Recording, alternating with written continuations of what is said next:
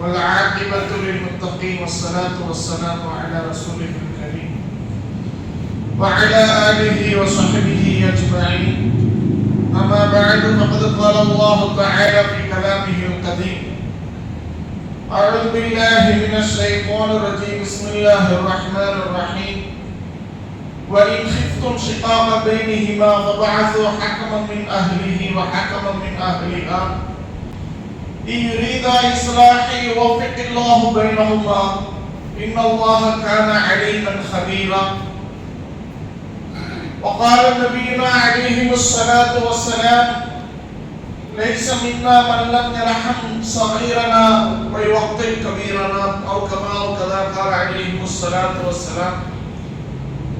رب اشرح لي صدري ويسر لي أمري واحلل عقدة من لساني يفقهوا قولي.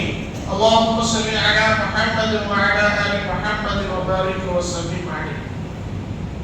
புகழனைத்தும் அல்லாஹ் ஒருவனுக்கே உரித்தாகட்டுமாக. அல்லாஹ்வின் அருளும் அன்பும் கருணையும் உயிரினும் மேலான கண்மணி நபியினா நாயகம் ரசூலை கரீம் ஸல்லல்லாஹு அலைஹி வஸல்லம் அன்னவர்களின் மீது மன்னாரின் அடிச்சுவடுகளை எவ்வாறு பின்பற்றி வாழ்ந்த சத்திய சஹாபாக்கள், தாபிஈன்கள், தபஅ தாபிஈன்கள், நல்லோர்கள், வலிமார்கள், இங்கு குழுமி இருக்கக்கூடிய நாம், நம் குடும்பத்தார்கள் மற்றும் உண்டான முஃமினான ஆண் பெண் அனைவர்களின் மீதும் அல்லாஹ்வின் அருள் என்றென்றும் நீங்காமல் நின்று நிலவட்டுமாக. ஆமீன். அல்ஹம்துலில்லாஹ். சங்கைக்கும் கண்ணியத்துக்கும் உரித்தான பெரியவர்களே, சங்கைக்குரிய தாய்மார்களே, நமது மேட்டுப்படைய ஜமாஅத்துல் உலமா சபை இன்றைய கால சூழலில் சமூகத்திலே நிகழ்ந்து கொண்டிருக்கக்கூடிய பிரச்சனைகளுக்கு சமூகத்திற்கு ஏதாவது வகையில் நாம் வழிகாட்ட வேண்டும் என்கின்ற அடிப்படையில் நமது சபை புதிதாக திருமணம் முடிக்கக்கூடிய ஆண்களுக்கும் அவ்வப்போது பெண்களுக்கும் உளவியல் சார்ந்த எப்படி குடும்பத்தை கையாள வேண்டும் என்கின்ற பயிற்சியினை மாதந்தோறும் நடத்தி கொண்டிருக்கிறார்கள். அதை விரிவுபடுத்தும் விதமாக சமூகத்தில் ஒவ்வொரு பள்ளிகளிலும் குடும்பம் காப்போம் என்கின்ற நிகழ்ச்சியை கொண்டு போய் சேர்க்க வேண்டும் என்கின்ற அடிப்படையில் தான் இது தொடர்ச்சியாக பல்வேறு பள்ளிகளிலே நடைபெற்றுக் கொண்டிருக்கின்றது. குடும்பம் காப்போம் என்கின்ற நிகழ்விலே மணமகனுடைய குடும்பத்தாரின் பொறுப்புகள் என்கின்ற தலைப்பை தேர்வு செய்வதற்கு பின்னணியில் பல்வேறு காரணங்கள் இருக்கின்றன. பொதுவாகவே நமக்கு எல்லோருக்குமே தெரியும், விளையாட்டாக சொல்லுவார்கள், வெள்ளைக்காரன் பொய் சொல்ல மாட்டான் என்கின்ற எண்ணங்கள். சில எண்ணங்கள் நமது உள்ளங்களில் ஆழ் மனதில் குடிகொண்டிருக்கும். அதுபோல மாப்பிள்ளை வீடு அப்படின்னு சொன்னாலே, மாப்பிள்ளையின் குடும்பம் அப்படின்னு சொன்னாலே அது ஒரு ஆதிக்கத்திற்கு உரியதாக ஒரு மனநிலை நம்மிடத்தில் உருவாகி இருக்கிறது என்பது நிதர்சனமான உண்மை. மாப்பிள்ளை குடும்பம், மாப்பிள்ளை வீட்டார் என்று சொல்லிவிட்டாலே பல இடங்களில் அது பெண் பார்க்க தொடங்கி அந்த திருமணம் நடக்கின்ற, அந்த ஒப்பந்தம் நடக்கின்ற அந்த நிகழ்வு வரைக்கும் நம்மளுடைய நடைமுறைகளில் நாம் பார்க்கின்ற பொழுது பல்வேறு இடங்களில் நாம் சொல்வது நடக்க வேண்டும் என்கின்ற எதிர்பார்ப்புகள் ஆண் குடும்பத்தில் அதிகம் இருக்கிறது. இதே சில நேரங்கள்ல என்னடா அஜத்து நம்மள சொல்றாங்களோ, இப்ப நம்ம குடும்பமும் மாப்பிள்ளை குடும்பம் தான், ஆனா சில தவறுகள் இருந்தால் அதை நாம் மாற்றிக்கொள்ள வேண்டும் என்பதற்காக வேண்டித்தான் இந்த நிகழ்ச்சியை தவிர யாரையும் குறை சொல்ல வேண்டும், காயப்படுத்த வேண்டும் என்கின்ற நோக்கம் இது சிறிதளவும் கிடையாது. ஏன்னா நம்ம எந்த அளவுக்கு இந்த மாப்பிள்ளையின் குடும்பத்தார்கள் மாப்பிள்ளையினுடைய ஆதிக்கம் தன்னும் சொன்னா நிக்கா நடத்துற சபையில் அதை பார்ப்போம். நேரத்துக்கு மாப்பிள்ளை வர மாட்டார், மாப்பிள்ளை வந்தாலும் சாட்சி வர மாட்டார். ஒரு நிக்காவோட சாட்சிக்காக அரை மணி நேரம் ஒட்டுமொத்த ஜமாத்தே உட்கார்ந்து இருந்துச்சு. ஏங்க வரட்டும்ங்க, இல்லைங்க பிரச்சனையா, பெண்ணு வீட்டுக்காரு மாப்பிள்ளை குடும்பத்தை ஒன்றும் பேச முடியாது. அப்ப இந்த சூழல்களை நம்ம பார்க்கிறோமா இல்லையா? அப்ப நமக்கு என்று சில பொறுப்புகள் இருக்கு. ஏன் இன்னைக்கு நம்ம பேசுறோம்னா, இன்றைக்கு உண்டான கால சூழல் எப்படி இருக்கிறது என்று சொன்னால், ஒரு காலம் இருந்தது, எப்படி இருந்தாலும் சரி, எப்படி கடந்தாலும் சரி, பெண் குடும்பத்தார்களுக்கு மத்தியில் ஒரு மனநிலை, பிள்ளையை வாழ வச்சது. பொம்பளை புள்ள வாழ்ந்தோம், பொம்பளை புள்ள போன வீட்டுல இருந்தோம், பொம்பளை புள்ள போன வீட்டை விட்டு வந்தா நல்லா இருக்காது அப்படிங்கிற எதிர்மறையான மனநிலை அவர்களிடத்தில் இருந்ததின் காரணத்தினால் எவ்வளவு பெரிய பிரச்சனைகள் வந்தாலும் அந்த பெண் குடும்பத்தினர்கள் பிள்ளைய ஒட்ட வச்சிருவாங்க. அது ஒரு 2 வருஷம் 3 வருஷங்களுக்குள்ள பழகிரும். அப்புறம் இவங்களுடைய வாழ்க்கை ஸ்டேட் தொடங்கி போய்கிட்டே இருக்கும். அப்படிதான் நம்ம எல்லாம் வாழ்ந்து வந்திருக்கிறோம். ஆனா இன்னைக்கு என்ன பெரிய உளவியல் உலகத்தில் ஏற்பட்டு இருக்கிறது என்று சொன்னால், சின்ன பிரச்சனை என்றாலும் கூட நீ வந்துருமா நான் பார்த்துக்கிறேன்னு உபதேசம் செல்லக்கூடிய அளவுக்கு பெண் குடும்பத்தை இன்னுமே திருமணம் முடிக்கக்கூடிய பெண்கள் எப்படிப்பட்ட உளவியல் அவர்களிடத்துல வளர்ந்து வருகிறது, எந்த மனநிலைக்கு அவர்கள் வருகிறார்கள் என்று சொன்னால், இவர்கள் போன நாளைக்கு வேலைக்கு போயிடலாம், படிப்பு இருக்குது, ஜாப் இருக்குது, நம்ம பார்த்துக்கலாம், ஒரு ஆணுக்கு கீழே சார்ந்து வாழணுங்கிற தேவை நமக்கு இல்லை அப்படிங்கிற மனநிலை இருக்கிறதுனாலதான் இன்றைக்கு நிறைய குடும்ப பிரிவுகள் அதிகமாக ஏற்பட்டுக் கொண்டிருக்கின்றது.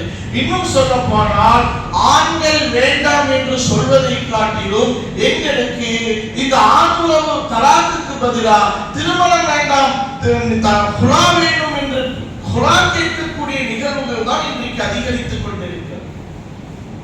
இங்க ஒரு குடும்பம் இணைந்து வாழ வேண்டிய குடும்பம் சிதைந்து பிரிந்து போகிறதுனால இப்படி சிதையாமல் பிரியாமல் பாதுகாக்க வேண்டிய பொறுப்பு சமூகத்தார்கள் நம் அனைவர்களுக்கும் இருக்கிறது.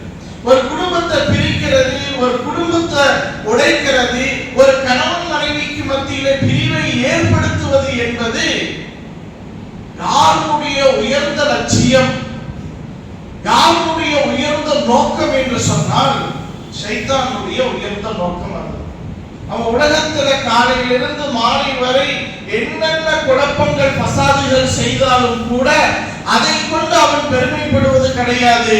ஒரு கணவன் மனைவிக்கு மத்தியில் பிரிவு ஏற்படுத்தக்கூடிய ஏதாவது செயல்கள் நடந்துவிட்டது என்று சொன்னால், அந்த செயலை யார் செய்து விட்டார்களோ அவர்களை உச்சபட்சமாக பாராட்டி தன்னிடத்திலே உயர்ந்த அந்தஸ்தை வழங்குகிறான் என்று ஹதீஸிலே நபிகள் நாயகம் ஸல்லல்லாஹு அலைஹி வஸல்லம் அவர்கள் சொல்லி இருக்கிறார்கள். ஆகையினால் கணவன் குடும்பத்தார்களாகிய நாம் இன்றைய கால சூழலில், ஏன்னா குடும்ப சஞ்சலப்புகளும் சங்கடங்களும் பிரச்சனைகளும் என்பது இது சாதாரணமான ஒரு விஷயம் தான். எந்த குடும்பத்திலும் இல்லாமல் இல்லை, எல்லா குடும்பங்களிலும் இருந்திருக்கிறது. நாமெல்லாம், அதாவது ஒரு வயதை கடந்த இருக்கக்கூடிய நீங்கள் எல்லாம் பல குடும்ப பிரச்சனைகளை பார்த்திருப்பீர்கள். ரோட்டில கட்டி உருண்டு கொண்டு இருந்தார்கள், நீயா நானால் வாழ்வா சாவாங்கிற நிலைக்கெல்லாம் அன்னைக்கு இருந்தாங்க. ஆனா இன்னைக்கு இவங்க நல்லா இருக்கிறாங்க, உயர்ந்த இடத்துல வாழ்றாங்க அப்படின்னு எவ்வளவு குடும்பங்களை நம்ம பார்க்கிறோம். ஏன்னா எவ்வளவு பிரச்சனை வந்தாலும் அந்த பிரச்சனைக்கு பின்னாடி பிரியணுங்கிற முடிவுக்கு அவங்க வரல, பிரியணுங்கிற முடிவுக்கு அங்க வரல. அவங்க என்ன எவ்வளவு ஸ்டேஷனுக்கு போயிருப்பாங்க, பிரச்சனையா இருக்கும், பல பஞ்சாயத்து நடந்திருக்கும், ஒரு கட்டத்துக்கு மேல இணைஞ்சுதான் வாங்க. இன்றைய சூழல் எப்படி இருக்குதுன்னு சொன்னா, திருமணம் முடித்த 3வது மாதத்துக்குள் கணவன் மனைவிக்கு மத்தியில பெரிய புரிதலை ஏற்படுவதற்கு முன்பாக பிரிந்து கொள்கிறோம் என்று வந்து நிற்கிறார்கள் என்று சொன்னால், இந்த பிரிவு சமூகத்துக்கு ஒரு பெரும் கேடு. இன்றைய காலத்திலேயே இது இப்படி இருந்தால் நாளை நம் சமூகத்திற்கு இது பெரும் அழிவை ஏற்படுத்திவிடும் என்கின்ற உள்நோக்கத்தின் காரணத்தினால் இதுல எல்லோருக்குமே பங்கு இருக்குது. இந்த பிரிவுகள் வராமல் இருப்பதற்கு எல்லோருக்குமே பங்கு இருக்குது, பாதுகாக்க வேண்டிய பங்கு எல்லோருக்குமே இருக்குது. ஆண் குடும்பத்திற்கு இருப்பதை போல பெண் குடும்பத்திற்கும் இருக்கிறது. எனக்கு தலைப்பு ஆண் குடும்பத்திற்கு. அதனால மாப்பிள்ளை வீட்டார் என்ன கோச்சுக்க கூடாது, என்ன சிறத்தோடு தரப்பா பேசுறீங்க அப்படின்னு நினைச்சிடாதீங்க. எனக்கு இன்னைக்கு கொடுக்கப்பட்ட தலைப்பு அதுதான், புரிஞ்சுங்களா? அப்ப நம்மகிட்ட யதார்த்தத்துல ஒரு மனநிலை என்ன வளர்ந்துருக்குதுன்னு சொன்னா, மாப்பிள்ளை வீடுனால கொஞ்சம் அதிகாரமா இருப்போம், நாம சொல்றதுதான் கேட்போம். இப்ப கொஞ்சம் கொஞ்சம் மாறுது. எந்த அளவுக்குன்னா திருமணத்துல என்ன கறி போட்டு சமைக்கணும், எதை கொடுக்கணும், எதை வைக்கணுங்கிற அளவுக்கு தீர்மானிக்கிற அளவுக்குலாம் நம்மளுடைய ஆதிக்கம் இருக்குதான் செய்யுது சமூகத்தை. திருமணத்துக்கு முன்னாடி இன்னைக்கு அது இருக்குதானே செய்யுது. நான் போய் சொல்லல, யதார்த்தத்தில் இருக்கிற விஷயத்தை தான் நம்ம பேசணும்.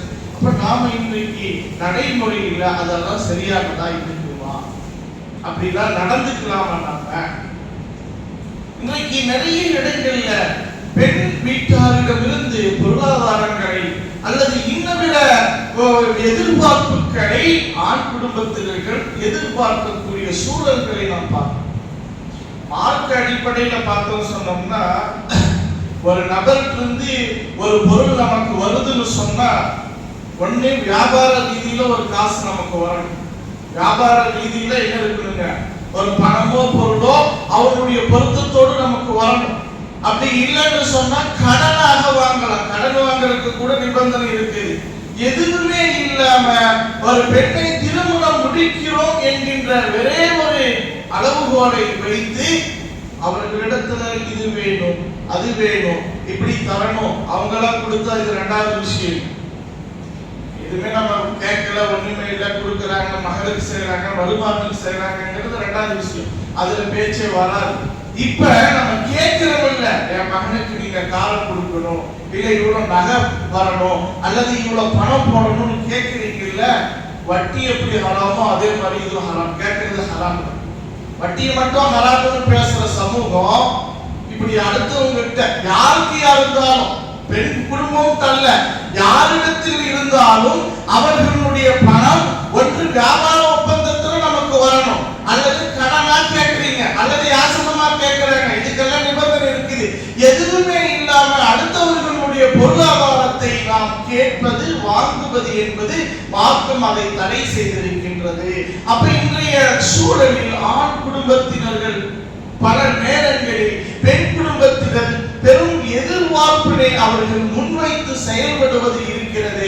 இவைகளெல்லாம் திருமணத்திற்கு பிறகு குடும்பம் சிதைந்து போவதற்கு பெரும் காரணமாக இருக்கிறது என்பதை நாம் புரிந்து கொள்ள வேண்டும். இது திருமணத்துக்கு முன்னாடியே நமக்கு உண்டான பிரச்சனை.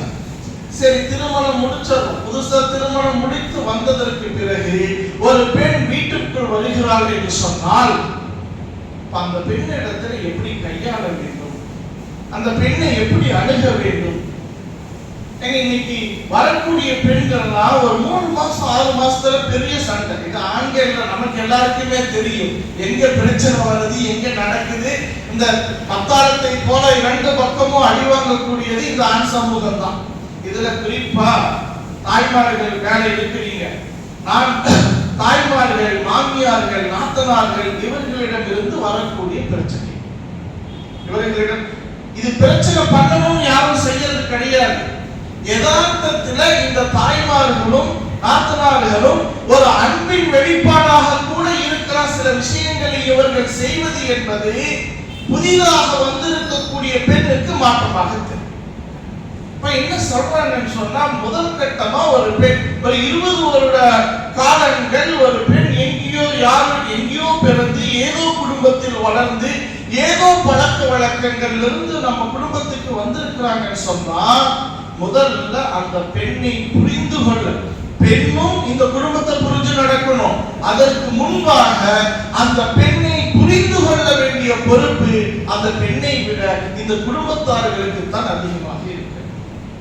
அந்த பெண்ணுடைய உணவு பழக்கம் என்ன, உறக்க பழக்க வழக்கம் என்ன, பேச்சுவார்த்தைகள் என்ன, இப்படி அந்த பெண்ணிடத்தில் நடக்கக்கூடிய நடைமுறை விஷயங்கள் எல்லாம் எப்படி இருக்குது பார்க்கணும்.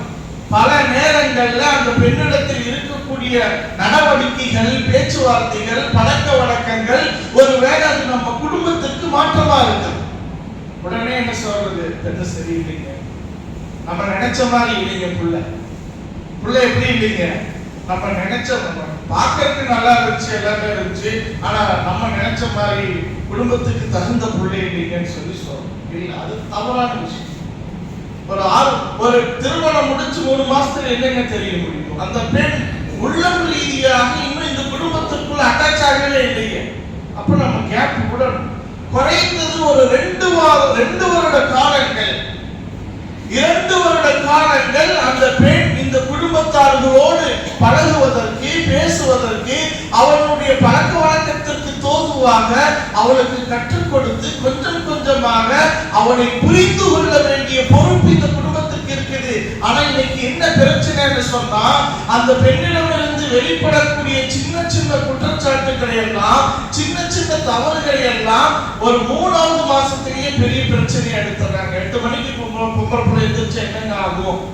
பொம்பளை பிள்ளை 8 மணிக்கு எந்திரிக்குது, பொம்பளை பிள்ளை இப்படியாங்க சத்தமா பேசும், எங்க வீட்டுலாம் அந்த பழக்கமே இல்லை, இதெல்லாம் எங்க குடும்பத்துக்காக. அந்த பெண் அப்படி வளர்ந்துருப்பாங்க, 20 வருஷம் அப்படி வளர்ந்துருப்பாங்க. இப்ப என்ன செய்யணும்? நம்ம மாத்தணும். அப்ப அதுக்கு என்ன காரணம் வேணும்? 2 வருஷம் வேணும். கொடுக்கணும், கொஞ்சம் அன்பா சொல்லணும், புரிய வைக்கணும், குறைய பார்க்க கூடாது. அப்ப நாம என்ன செய்யணும்னா, நாம மார்க்கத்தை விளங்கிடணும்.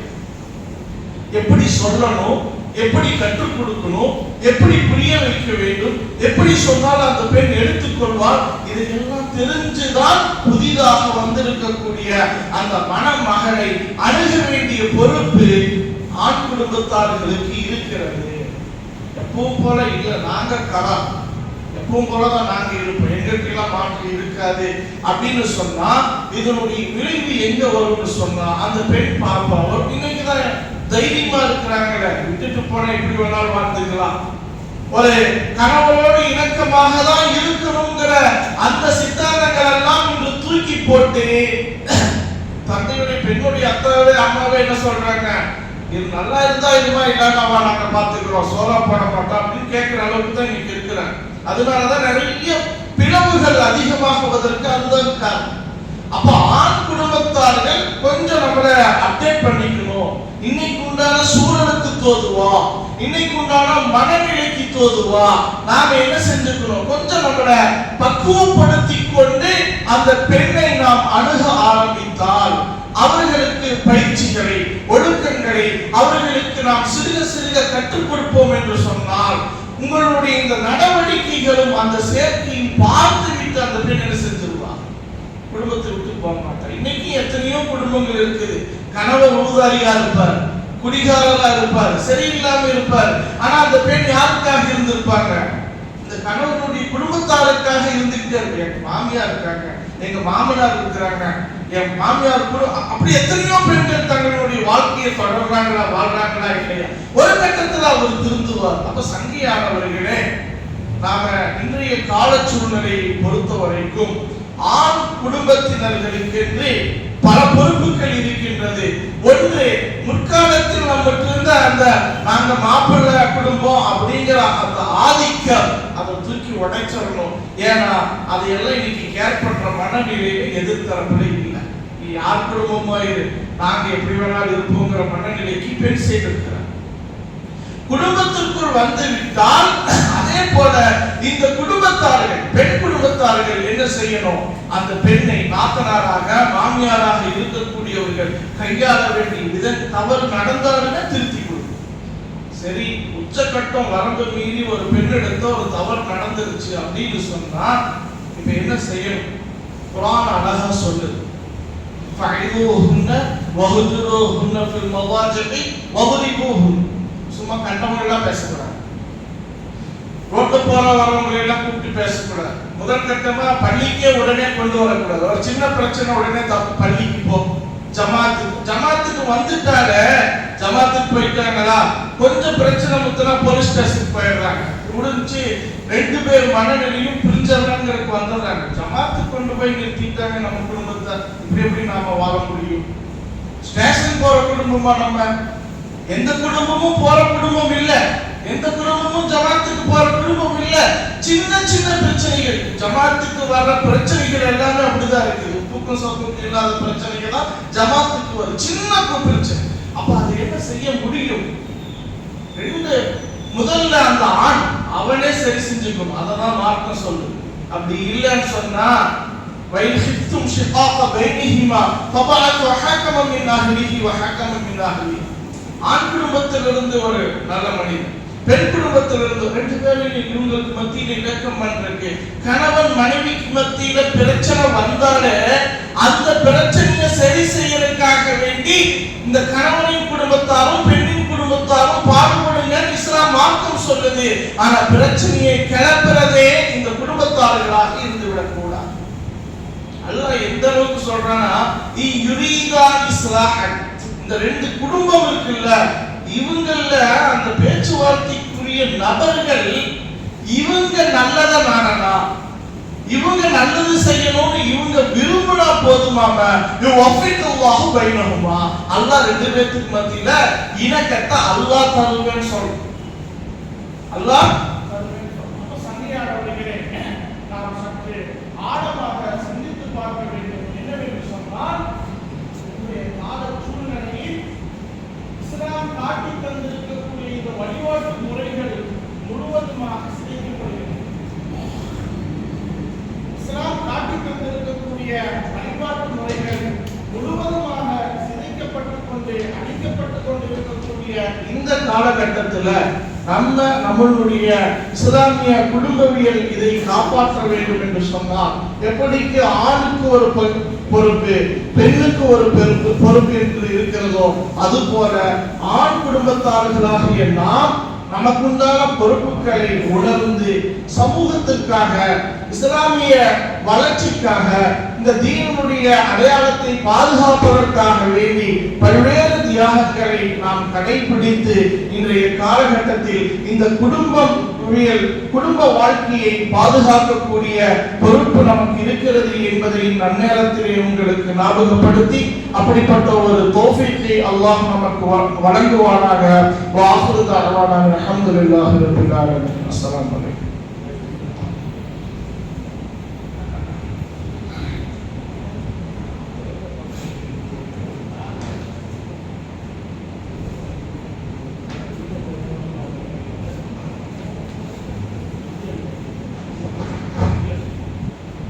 அல்ஹம்துலில்லாஹ். ஹஸரத் அவர்கள் கணவனுடைய குடும்பத்தார்களுடைய பொறுப்புகளை குறித்து எப்படி நடந்து கொள்ள வேண்டும் என்பதை குறித்து தெளிவாக உரை நிகழ்த்தினார்கள். ஹஸரத் அவர்களுக்கும் நம்முடைய பள்ளி நிர்வாகத்தின் சார்பாக நன்றிகளை தெரிவித்துக் கொள்கின்றோம். அடுத்தபடியாக நன்றியுரை நிகழ்த்துவதற்காக வட்டார ஜமாஅத்துல் உலமா சபையினுடைய செயலாளர் மௌலானா மௌலவி சரகத்துல்லா மக்தூமி ஹஸரத் அவர்கள் நன்றியுரை நிகழ்த்துவார்.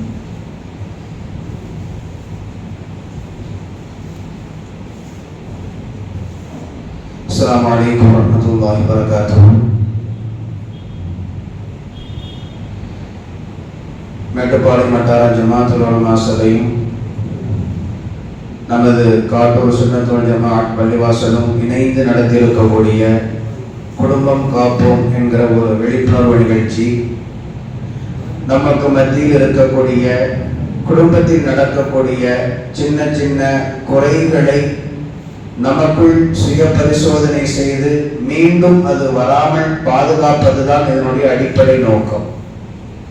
வேறு யாருடைய தனிப்பட்ட குறைகளையும் இங்கு சொல்லுவதோ நினைவுபடுத்துவதோ நம்முடைய நோக்கம் அல்ல. தவறுகள் சரி செய்யப்பட வேண்டும். காரணம், இன்றைக்கு உலகம் முழுவதும் குடும்பம் சிதைக்கப்படுகிறது. உலகம் முழுவதும் குடும்பம் சிதைக்கப்படுகிறது. ஒற்றை பேரண்டினுடைய முறை இன்றைக்கு அதிகரித்துக் கொண்டிருக்கிறது. குழந்தைகளுக்கு ஒண்ணு தாய் இருக்கிறாங்க, இல்ல தந்தை இருக்கிறாங்க. ரெண்டு பேருமே இன்னைக்கு குழந்தைகளுக்கு இருக்கிறது இல்லை. யாராவது ஒரு ஆள் இருக்கிறாங்க, ஒரு ஆள் இல்லை, இருந்தும் இல்லாமல் இருக்கிறார்கள். அல்லது வேறு வழிகளில் அவருடைய வாழ்க்கை முறை மாறி போய் இருக்கிறது. இது போன்ற நிறைய பிரச்சனைகள், அதையெல்லாம் நம் சமூகத்தில் ஊடுருவிடக் கூடாது என்ற அடிப்படையில் தான் இந்த நிகழ்வு தொடர்ந்து பல பள்ளிவாசல்களில் நமதோரில் தொடர்ந்து நடைபெற்று வருகிறது.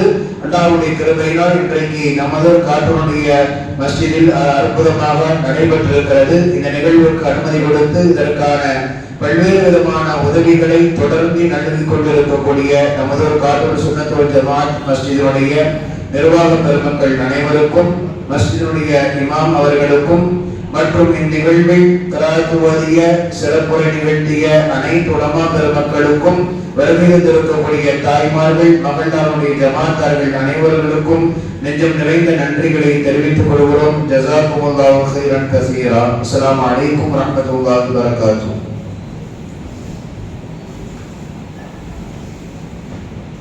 பிஸ்மில்லாஹிர்ரஹ்மானிர்ரஹீம். அல்ஹம்துலில்லாஹி ரப்பில் ஆலமீன்.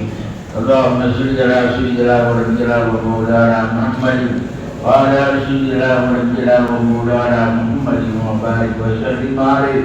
ربنا اغفر لنا ذنوبنا وإسرافنا في أمرنا وثبت أقدامنا وانصرنا على القوم الكافرين. اللهم أعنا على ذكرك وشكرك وحسن عبادتك وامتثال أوامرك واجتناب بنواهيك. اللهم بارك لنا في رجب وشعبان وبلغنا رمضان وعافنا من الخزي والهوان واحفظ جوارحنا من المخالفة والعصيان وجعلنا من المعتقين فيه يا رحمن. ربنا آتنا في الدنيا حسنة وفي الآخرة حسنة وقنا عذاب النار. وصل على النبي سيدنا محمد وعلى آله وأصحابه أجمعين والحمد لله رب العالمين.